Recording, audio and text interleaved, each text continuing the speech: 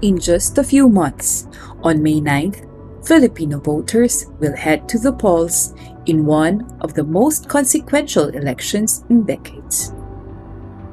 Over 4,000 seats are up for grabs on the local, regional, and national level all across the country, including the positions of President and Vice President. Why is this being considered one of the most important elections in recent history? Whoever wins this election will take the helm of a country in dire straits. First, the economy and development. The next administration will inherit one of the worst Philippine economies in decades.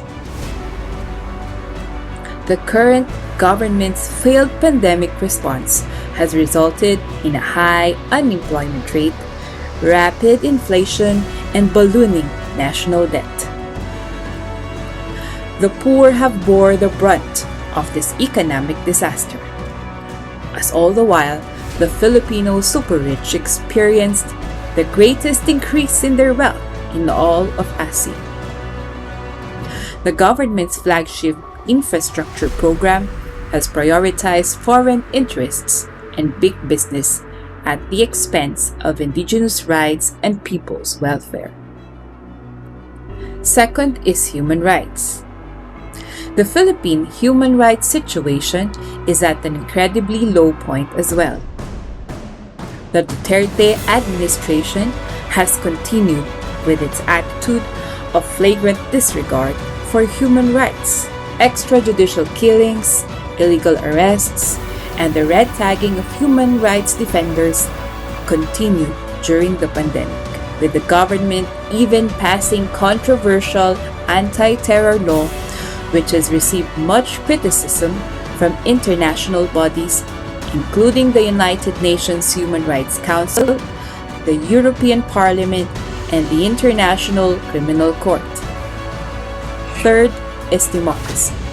In the coming elections, Philippine democracy itself is at stake. Different political factions have attempted to hijack the election narrative through lies and historical revisionism in order to further entrench tyranny and impunity.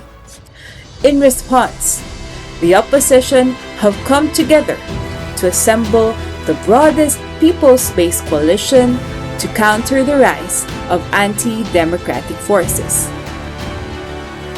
With all of these crucial issues at the forefront of the next election, it is important now, more than ever, that the international community provide solidarity and support to the Filipino people.